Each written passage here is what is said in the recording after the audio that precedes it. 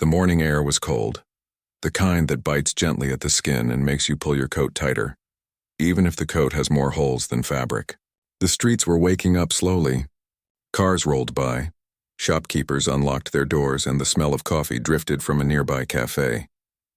On a park bench near the corner of Maple Street, a man sat quietly, rubbing his hands together for warmth.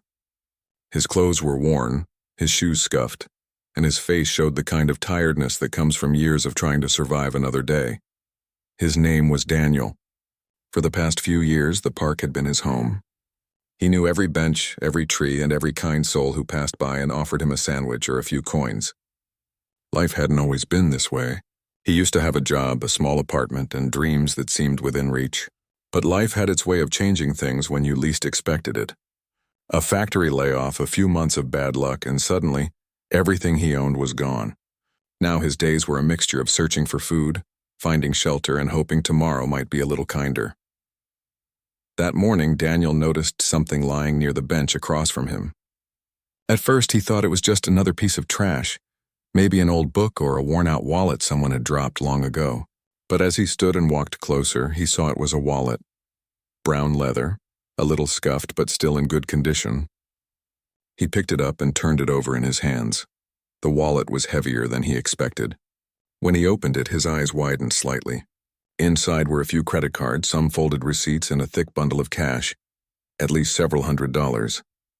For a man who hadn't held that kind of money in years, the sight was almost overwhelming. His stomach growled quietly, reminding him that he hadn't eaten a proper meal in 2 days. He looked around the park. No one seemed to be searching for anything. The people passing by were in their own worlds, some jogging, some on their phones, some rushing to work. Daniel stood there holding the wallet, feeling the weight of temptation pressing on his conscience. He sat back down on the bench and stared at it for a long time. The thought crossed his mind, just for a moment, that this could change his life, at least for a little while. He could buy food, get a warm coat, maybe even rent a small room for a night. No one would know. But then another thought followed quickly after. Someone out there must be missing this. Maybe an old man who dropped it by accident, or a worker who couldn't afford to lose that much money. Daniel sighed and closed the wallet. "I can't do it," he whispered to himself. "It's not mine." Inside the wallet, there was also a small photograph tucked behind one of the cards. It was a picture of an elderly man standing next to an older woman, both smiling warmly at the camera.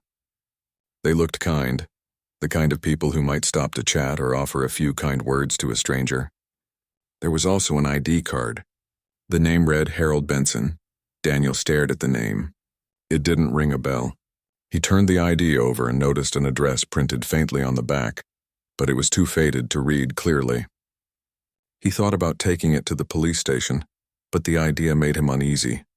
The last time he'd gone there to report something, they'd looked at him with suspicion, treating him like a nuisance instead of a person trying to do the right thing. He decided he'd try to find the owner himself. Maybe someone in the neighborhood knew this man. Maybe he lived close by. Daniel slipped the wallet safely into the inside pocket of his coat and stood up. The sun was climbing higher now, cutting through the morning fog. He started walking toward the cafe at the corner, the one that always smelled like fresh bread. Inside, the warmth hit him like a soft blanket. The barista glanced at him but didn't say anything.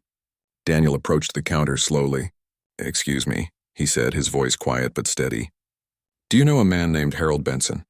Older gentleman, white hair, maybe comes here often?" The barista thought for a moment, then shook her head. "Sorry, can't say I do." Daniel thanked her and stepped outside again.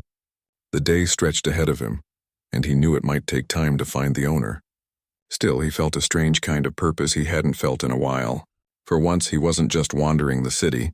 He had something to do, something that mattered. He walked for hours asking people along the way. Some shook their heads, others didn't even bother to answer. He stopped by a small bookstore, a post office, and a corner shop, repeating the same question. By afternoon, his legs were aching and his stomach growled louder than before. Just as he was about to give up for the day, he spotted an old man feeding pigeons near the fountain in the park on the other side of town. The man wore a beige coat and a wool hat, and there was something familiar about him. The shape of his face, the way he leaned slightly on his cane. Daniel took out the photograph again and looked at it closely. It was the same man. He felt a surge of relief. Maybe this was Harold Benson. He walked slowly toward him, not wanting to startle the man. "Excuse me, sir," he said gently. "I think you might have lost something."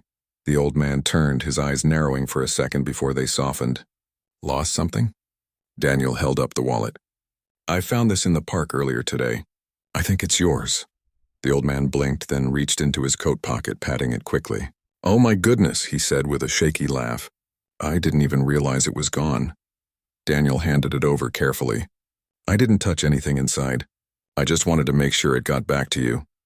The man opened it, checking the contents quickly, then looked up at Daniel with gratitude written all over his face. "Young man," he said, "you have no idea what this means to me." "Thank you." Daniel smiled faintly. "No problem, sir. Just glad it found its way back." The old man reached for his pocket again, pulling out a few bills. "Here, please take this." "It's the least I can do." Daniel shook his head. "That's kind of you, but no thank you. I can't take that." "It's yours." The old man studied him for a moment, then slowly nodded. "You're an honest man. Not many like you left in the world." Daniel smiled again, his hands tucked into his coat pockets. "Maybe, but I just did what anyone should do." He turned to leave, but the old man called after him. "What's your name, son?" "Daniel," he said. "Daniel," the old man repeated softly, as if committing it to memory. "Thank you, Daniel. You've reminded me that good people still exist." Daniel gave a small nod and walked away. As he left, the old man watched him go, his expression thoughtful. For Daniel, the moment felt good. Better than a warm meal or a few dollars could make him feel. There was something powerful about doing the right thing, even when no one expected it. As the evening sun began to fade, he found a quiet spot near the park fountain and sat down. He felt tired, but in a good way. He looked at the sky turning shades of orange and pink and smiled faintly to himself. He didn't know that the man he had just helped was far from ordinary. To Daniel, he was simply a stranger who needed kindness. And to the man he helped, Daniel was more than a kind stranger. He was a reminder that honesty still lived in a world that often forgot its value. That night, as the city lights flickered on and the streets grew quiet again, Daniel wrapped himself in his old blanket under the park gazebo. He thought about the day, the wallet, the search, the man's grateful smile, and for the first time in a long while he felt a sense of peace. He didn't have a home or money, but he had something that no one could take from him, a heart that still chose to do good, even when life hadn't been good to him. As he drifted off to sleep, he had no idea that his small act of honesty was about to change everything, in ways he could never imagine. The next morning came quietly. The sound of birds in the park was the first thing Daniel heard as he woke up. His old blanket was damp with morning dew, and the air felt colder than usual. He rubbed his hands together and looked around. The park was slowly coming to life again, joggers passing by, children walking with their parents, and a man with a newspaper sitting on a nearby bench. For a moment, Daniel thought about the day before, the wallet, the kind old man, the way he had smiled and thanked him. That moment had stayed in Daniel's mind all night. It had made him feel something he hadn't felt in a long time, like he mattered. He had done something right, something good. He picked up his small bag from under the bench. Inside was everything he owned, a few clothes, a broken watch, and a small picture of his late mother. He carried it everywhere. She used to tell him, "Doing good never makes you poor, son." Those words had echoed in his heart yesterday when he decided to return the wallet. Daniel stretched his arms and began walking toward the city center. The air smelled of coffee and fresh bread from nearby shops. His stomach growled, but he didn't have a cent to buy anything. Still, he smiled faintly. Somehow he felt lighter today, as if that one good deed had taken away some of the heaviness he had been carrying for years. He found a quiet alley where a charity van usually parked to serve breakfast. When the volunteers arrived, Daniel stood patiently in line with others. The man handing out food recognized him. "Morning, friend," he said kindly. "You look brighter today," Daniel smiled. "Yeah, something good happened yesterday." "Oh?" the volunteer asked. Daniel hesitated, then said softly, "I found a wallet." Returned it to the owner. The man raised his eyebrows. "That's honest of you. Not many would do that these days." Daniel shrugged. It just felt right. The volunteer nodded approvingly and handed him a warm sandwich and a cup of tea. Keep that heart of yours, my friend. It's worth more than gold. Daniel thanked him and sat on the curb enjoying the simple breakfast. Around him, the city buzzed with life. Buses honking, people chatting, footsteps rushing past. Yet despite being surrounded by people, he still felt invisible most of the time. But that didn't bother him as much today. He felt proud in a quiet way. After breakfast, Daniel decided to take a walk back to the part of town where he'd found the wallet. Something inside him wanted to see if the old man would be there again. Maybe he could check on him, or at least say hello. It took him nearly an hour to walk there. When he arrived at the park near the fountain, he saw the old man again, sitting on the same bench feeding pigeons just like before. He looked peaceful, tossing crumbs with a small smile on his face. Daniel hesitated for a moment. He didn't want to disturb him, but something told him to go over. So he walked up slowly and said, "Good morning, sir." The old man looked up and smiled immediately. "Ah, Daniel, isn't it?" "The honest man," Daniel chuckled lightly. "Yes, sir. Just happened to be nearby and thought I'd say hello." "Well, I'm glad you did," the old man said warmly. "I never got the chance to properly thank you yesterday." "You already did," Daniel replied. Seeing your smile was enough, the old man's eyes softened. "You remind me of someone," he said. "My younger brother. He used to say things like that." Daniel smiled politely, unsure how to respond. "Would you like to sit for a while?" the man offered, patting the bench beside him. Daniel hesitated only a second before sitting down. They watched the pigeons together in silence for a while. After a few minutes, the old man turned to him. "If you don't mind me asking, how long have you been living out here?" Daniel looked down at his hands. "A few years now. Things just didn't work out the way I hoped." The man nodded slowly, not judging, just listening. "Life has a way of testing us," he said softly. "But you seem like someone who hasn't let hardship take away his goodness." Daniel smiled faintly. "I try. Sometimes that's all a man can do." The old man nodded again. "That's true. Doing what's right when no one's watching, and that's rare." He reached into his coat pocket and pulled out a small brown envelope. "I wanted to give you this yesterday, but you walked off too quickly." Daniel frowned slightly. "Sir, I told you before, I don't need—" The man raised a hand gently. "Please, it's not much, just a small thank you. I'd feel better if you took it." Daniel hesitated but saw the sincerity in the man's eyes. He didn't want to offend him, so he nodded slowly and accepted the envelope. "Thank you, sir. That means a lot. Call me Harold," the man said with a smile. Daniel smiled back. "Thank you, Harold." They talked for a while longer, about the weather, about the park, about life in general. Harold shared stories from his youth, how he used to walk miles to school and work at a small store before building his own company many years later. Daniel listened quietly, enjoying the company. When they finally stood to leave, Harold said, "If you're ever around this park again, come say hello." "I enjoy good company." "I will," Daniel replied.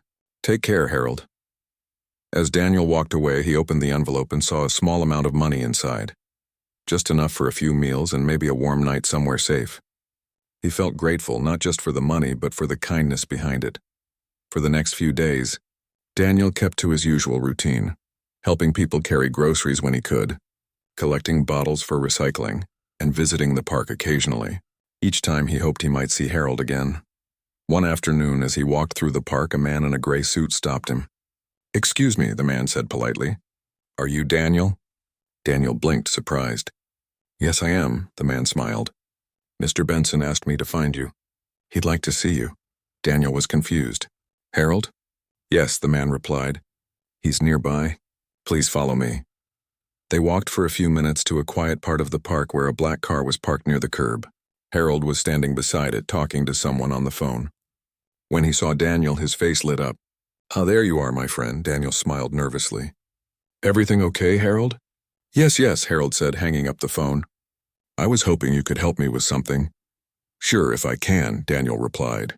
Harold gestured toward the car. "I'm heading to a small office nearby and I'd like some company. Would you mind coming along?" Daniel hesitated but nodded. All right, the ride was short. Harold's driver opened the door for them as they arrived at a small but elegant office building. Inside, everything was spotless. Marble floors, framed pictures, and soft music playing quietly. Daniel felt out of place but followed Harold closely. They sat down in a small room with 2 chairs and a pot of tea on the table. Harold poured them each a cup. "Daniel," he said after a moment, "you told me you've been through tough times. Have you ever thought about starting over?" Daniel gave a small laugh. "Every day, sir. But it's easier said than done." Harold nodded. "I understand. It's not always easy to rebuild, especially when the world doesn't give you a fair chance.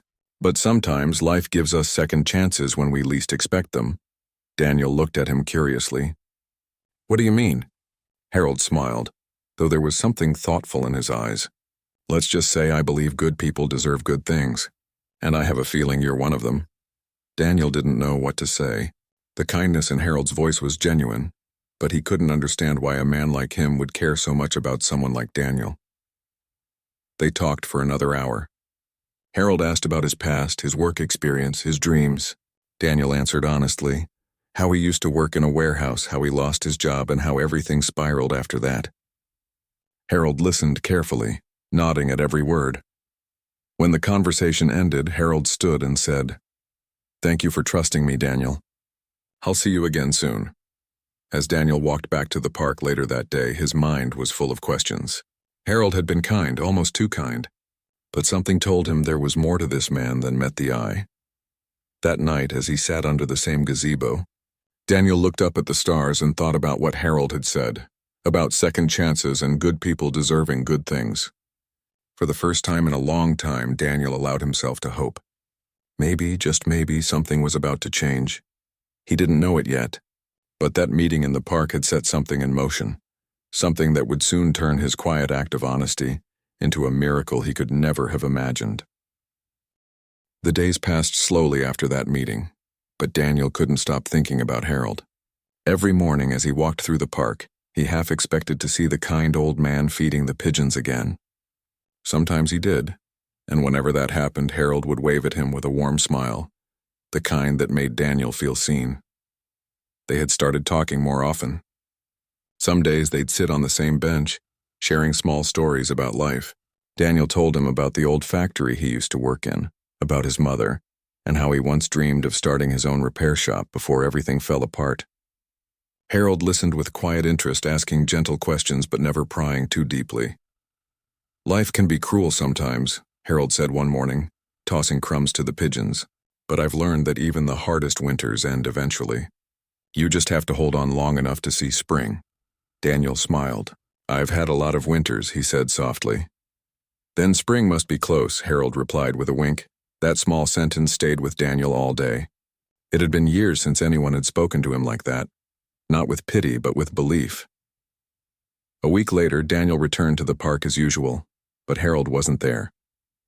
He waited for an hour, then 2. The pigeons gathered as if expecting their daily crumbs, but the bench remained empty. Daniel began to worry.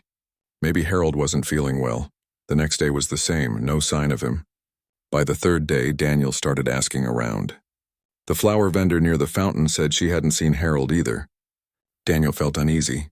Harold had become the one bright spot in his routine, a reminder that not all people walked past without noticing him.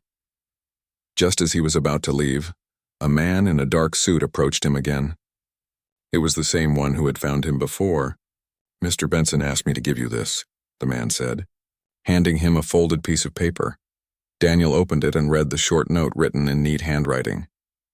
"Dear Daniel, I had to travel for a few days on some personal matters. Please meet me at the cafe near Maple Street this Friday at noon. There's something important I want to discuss." Daniel folded the note carefully and slipped it into his coat pocket. For the next few days, he couldn't think about anything else. What could Harold want to talk about? When Friday finally came, Daniel tried to make himself look as presentable as possible. He washed up at the public restroom near the bus stop and brushed his hair with his fingers. He didn't have much, but he wanted to show respect. He arrived early at the cafe and waited outside, feeling slightly nervous. The cafe smelled of roasted coffee and sweet pastries, and people came and went with cheerful chatter. Daniel stood quietly, his hands in his pockets, until a familiar voice called his name. "Daniel." He turned to see Harold walking toward him, wearing his usual beige coat and that same gentle smile. "I hope I didn't keep you waiting," Harold said. "Not at all, sir," Daniel replied. "It's good to see you again." "Good to see you too," Harold said warmly. Come, let's sit inside. They found a small table near the window. The waiter came by and Harold ordered 2 cups of tea and a plate of muffins. Daniel tried to refuse, but Harold waved his hand. You're doing me a favor by sharing my company, so no arguments. They both smiled, and for a few moments the air between them felt easy, like 2 old friends catching up. Then Harold's tone grew more serious. Daniel, I've been thinking a lot about you, he began. About your honesty, your kindness, and the way you see the world. Daniel frowned slightly, unsure where this was going. You've been very kind to me, sir, but I'm just trying to live each day the best I can. Harold nodded. Yes, and that's exactly what I admire about you. You remind me of myself when I was younger. I didn't grow up with much either, but I worked hard, trusted people, and tried to do what was right. Life rewarded me in ways I never expected. Daniel looked down at his hands, feeling humbled. You've done well for yourself, he said quietly. I can tell. Harold smiled faintly. Yes, I've been fortunate. But money and success don't mean much if you forget where you came from. That's why I wanted to meet you today. He reached into his coat pocket and pulled out an envelope. Inside this is an address. It's a small building I own near the west end of the city. It hasn't been used for a while. I was wondering if you might help me there for a few days. Small repairs, cleaning, nothing difficult. I'll pay you for your time, of course. Daniel stared at him surprised. You'd trust me with that? Of course, Harold said simply. You returned my wallet without taking a thing. I can't think of anyone more trustworthy. For a long moment, Daniel couldn't find words. His throat felt tight and he nodded slowly. I'll do my best, sir. Good, Harold said with a warm smile. Come by on Monday morning. I'll have my driver pick you up. That night, Daniel barely slept. For the first time in years, he had somewhere to go, something to do. It wasn't just about the money. It was about purpose. He felt a small spark of hope beginning to grow inside him. When Monday came, the black car pulled up near the park right on time. Daniel climbed in, trying not to look too out of place. The driver nodded politely and took him to the address from the envelope. The building was old but sturdy, a small warehouse with big windows covered in dust. Harold was already there, dressed more casually than usual. Good morning, Daniel, he said cheerfully. I'm glad you came. Wouldn't miss it, Daniel replied with a smile. They spent the morning sweeping, wiping down windows and fixing a few broken shelves. Harold stayed and helped, even though Daniel insisted he should rest. Nonsense, Harold said with a laugh. I may be old, but I can still lift a broom. By noon, they took a break and shared sandwiches Harold had brought. They sat on a wooden crate, sipping water and chatting about life. Daniel felt at ease. For the first time in years, he didn't feel like an outsider. When the day ended, Harold handed Daniel a small envelope. Your pay for today, he said. Daniel tried to hand it back. Sir, you don't have to. I'd help you anyway. Harold shook his head. No, Daniel. A man's work deserves respect. Take it. Daniel nodded and accepted it quietly. The next few days went much the same. Simple work, kind company, quiet conversations. Harold told stories about his travels, about mistakes he made and lessons he learned. Daniel listened like a student, soaking in every word. One afternoon, as they were finishing up, Harold leaned against a wall and said softly, You know, Daniel, when I first met you, I didn't tell you everything about myself. Daniel looked up. What do you mean? Harold smiled, his eyes thoughtful. I'm not just an old man who likes to feed pigeons. I own several businesses around the city. I've done quite well over the years. Daniel blinked, unsure how to react. You're a businessman? Harold nodded slowly. Some would call me that. Others might use the word billionaire, though I don't like labels. The truth is, I've spent a long time building a life that most people would envy. But lately, I've realized that wealth means nothing if you forget what truly matters. Kindness, honesty, and human connection. Daniel sat in stunned silence. The man he'd helped in the park, the one he'd shared tea and stories with, was one of the richest men in the city. Harold looked at him and smiled. When you returned that wallet, Daniel, you didn't know who I was. You didn't care. You just did the right thing. That told me everything I needed to know about your character. Daniel shook his head slowly, still processing the revelation. I don't know what to say. Say nothing, Harold said gently. You've already said enough through your actions. They stood quietly for a moment, the sound of the wind blowing softly through the open windows. Then Harold continued, I'm going to ask you something and I want you to think about it carefully.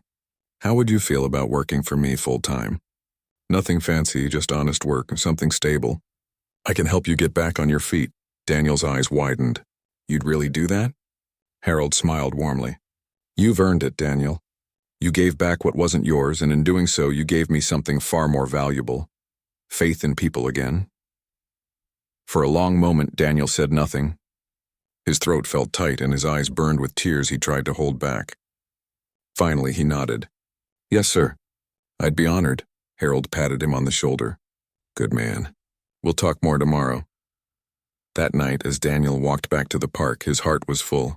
The stars above seemed brighter than usual, and the city didn't feel so cold anymore. For the first time in years, he felt like his life was turning a page, that maybe spring really was coming, just as Harold had said. He didn't know what the future would hold, but he knew one thing for sure. Doing the right thing had finally led him somewhere good. And this was only the beginning.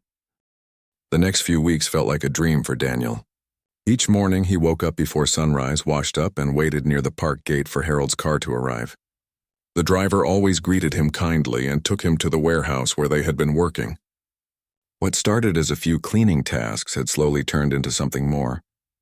Harold began asking for Daniel's help with other small projects, organizing old boxes, checking equipment, even fixing little things around the property. It wasn't just about the work. It was about the way Harold treated him, not as a charity case but as a person with dignity. He always spoke to Daniel as an equal, listened when he talked, and never once made him feel small. It had been years since anyone had treated him that way. One morning, after finishing a repair on a broken shelf, Daniel turned to Harold. You really didn't have to give me this chance, he said quietly. Harold smiled, adjusting his hat. I didn't give you a chance, Daniel. You earned it the moment you handed me my wallet. Daniel looked away shyly. Still, I don't think I deserve all this kindness. Harold's voice softened. Everyone deserves kindness, especially those who've forgotten what it feels like. Those words stayed with Daniel long after he went home that night. He thought about how simple acts, like returning a wallet, could lead to something much greater. It reminded him that one good choice could rewrite years of bad luck. A few days later, Harold invited Daniel to his office downtown. The building was tall with glass windows that reflected the whole city. When Daniel stepped inside, he felt out of place again, surrounded by people in suits and polished shoes. But Harold's secretary greeted him warmly, saying, Mr. Benson is expecting you. When Daniel entered the office, Harold was sitting behind a large wooden desk, talking on the phone. He looked up, smiled, and gestured for Daniel to sit. After finishing the call, Harold said, I'm glad you came. How are you settling in? Good, sir, Daniel replied.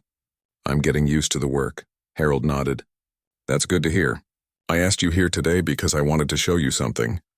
He stood and walked over to the window, motioning for Daniel to join him. From there, they could see the city stretching out below. Buildings, cars, parks, and people hurrying about their lives. Do you see that street there? Harold asked, pointing to a block in the distance. That's where I started my first business. A small shop no bigger than this office. I worked there day and night. Some nights I slept in the back room. It wasn't easy.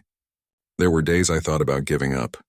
But every time I wanted to quit, I remembered something my father used to say, so, the hardest roads often lead to the most beautiful places. Daniel nodded slowly, his eyes following Harold's finger toward the street below. You built all this from that? Harold smiled. Yes, it took time, mistakes, and a lot of faith. But I never forgot where I started. That's why I try to help when I can. He turned to Daniel.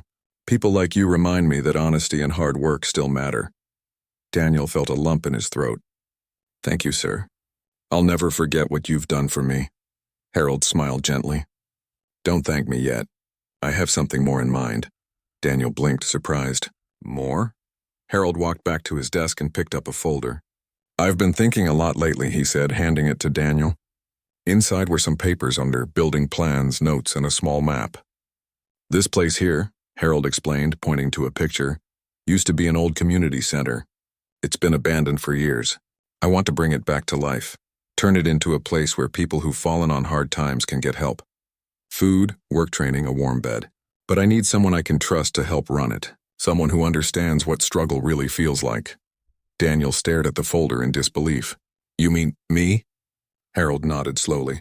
Yes, you. You've lived that life. You know what people need because you've been there. I can't think of anyone better. Daniel didn't know what to say. His hands trembled slightly as he held the folder. I don't have any experience for something like this. Harold interrupted softly. You're more than enough, Daniel. Experience can be learned. Compassion can't. You already have what matters most. For a moment, Daniel couldn't speak. His eyes stung with tears he tried to hold back. I don't know how to thank you, he said finally. Harold smiled. You don't have to. Just promise me you'll do your best. Help others the way you helped me. Daniel nodded firmly. I will. That day marked the beginning of something new. Harold made arrangements for Daniel to oversee the renovation of the old community center. He gave him a modest office space, a small team to work with, and a clear goal: to make the place a haven for anyone who needed it. At first, Daniel felt nervous. The responsibility was huge, but Harold visited often, guiding him patiently, teaching him how to manage, plan, and lead. Each time they spoke, Harold reminded him that good deeds have a way of growing, like ripples spreading across a pond.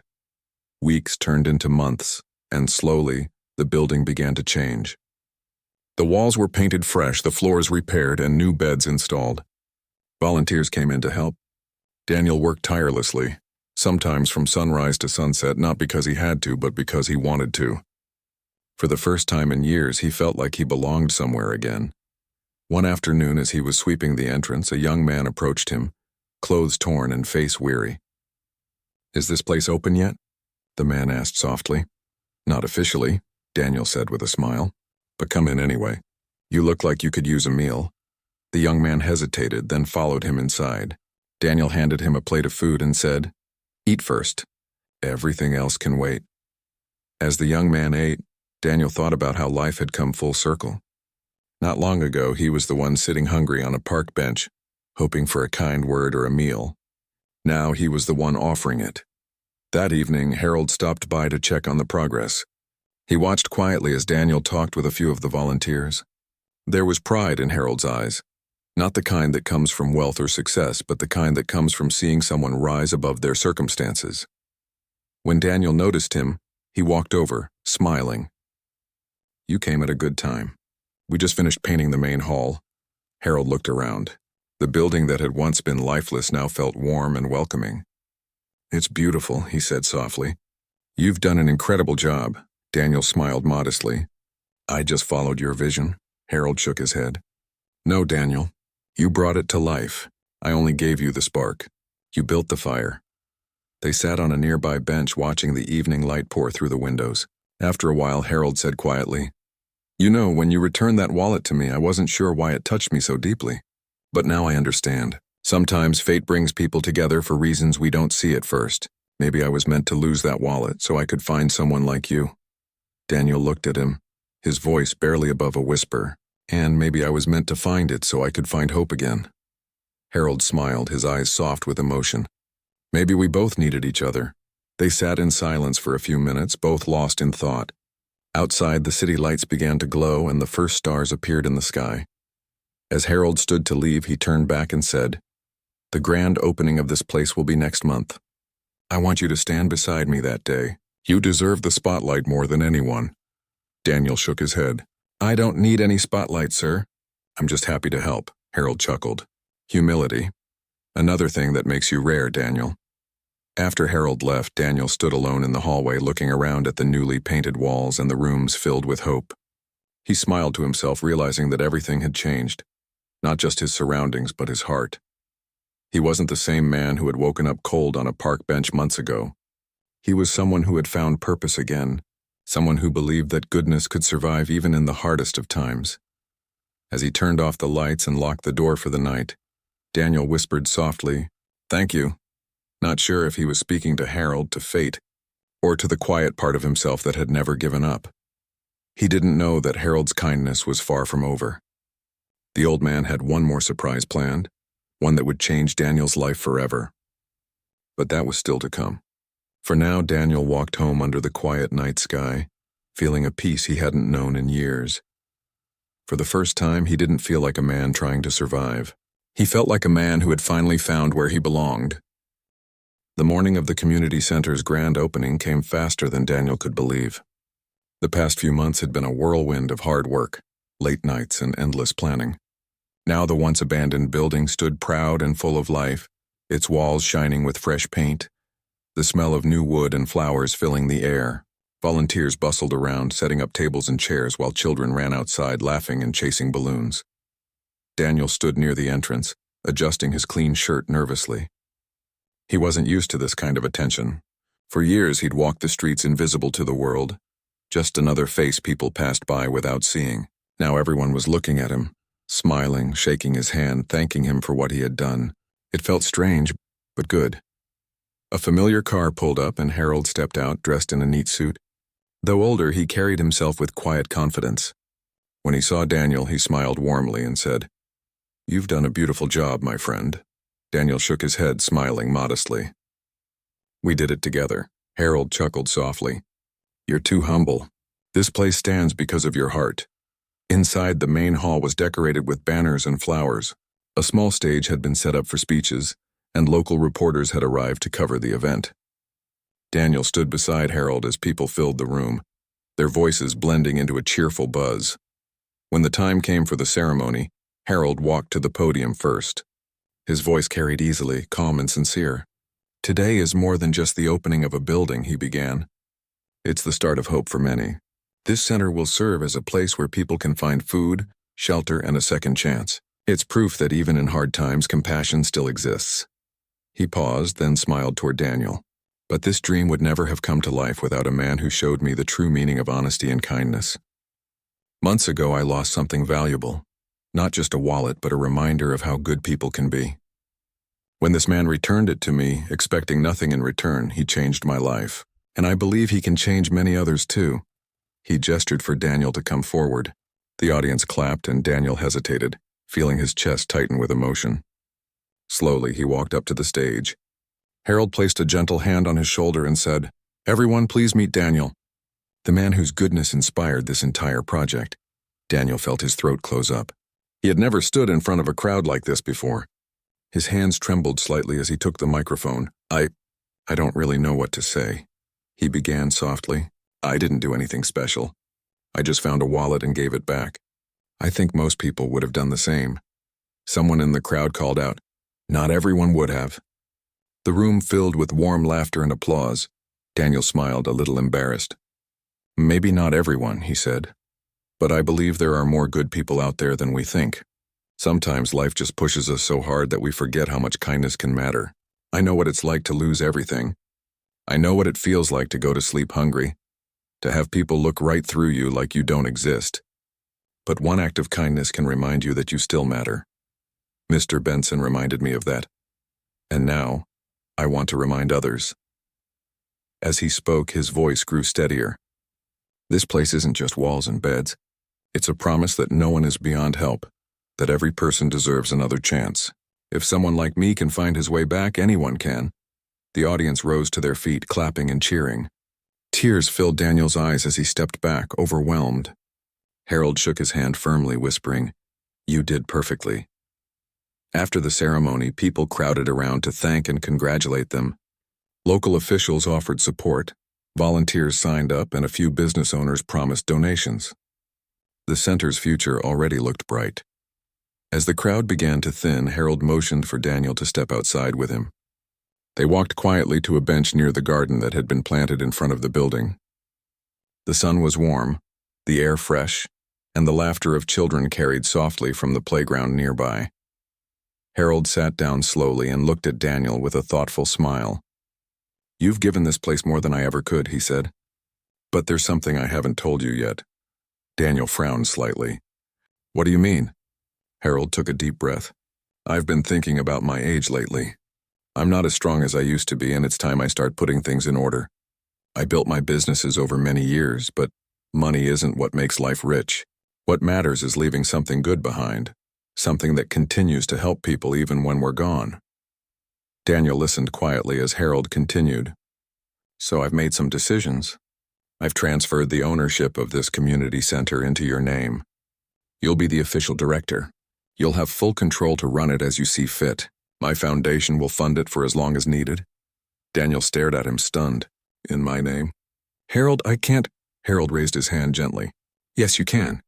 You've already proven you're the right person for this.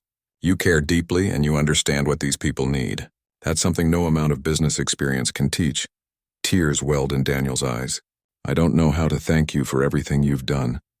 "You changed my life," Harold smiled kindly. "And you changed mine. Before I met you, I was beginning to lose faith in people. You reminded me that goodness still exists. Maybe I helped you find a home again, but you helped me find purpose." They sat in silence for a while, both feeling the weight and beauty of what life had brought them. Later that day, Daniel walked through the building once more. Every wall, every room told a story now of hard work, second chances, and hope. He passed a group of volunteers sorting donated clothes and stopped to help them. He didn't want to be the kind of leader who just gave orders. He wanted to be part of it, hands-on, the same way he had been since the first day. Over the following months, the community center became a symbol of change in the neighborhood. Families who had lost everything found shelter there. People got help finding jobs, meals, and support. Slowly, lives began to rebuild, one person at a time. Daniel never stopped working. Every morning he arrived early, welcoming each visitor with a smile. Some recognized him from the news and thanked him personally. Others had no idea who he was, and they just saw a kind man who listened and cared. That was enough for him. One evening, long after everyone had gone home, Harold visited again. He looked tired but peaceful. He walked slowly through the hallways, taking in the laughter and warmth that filled the place even after dark.